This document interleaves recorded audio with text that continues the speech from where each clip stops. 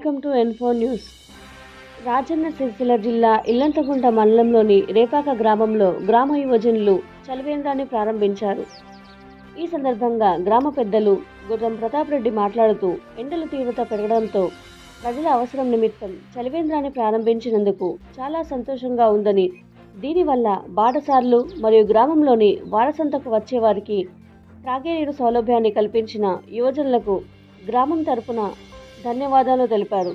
ఈ కార్యక్రమంలో ముంషద్ అహ్మద్, వెగ్గలం సత్తయ్య, మహమ్మద్ మహమూద్, రమేష్, సాదిక్, షాబీర్, శ్రీనివాస్, దిలీప్, ఖుర్షిద్, అబ్బులు, మహేందర్ రెడ్డి, రెహాన్, అహద్తో పాటు గ్రామ ప్రజలు పాల్గొన్నారు.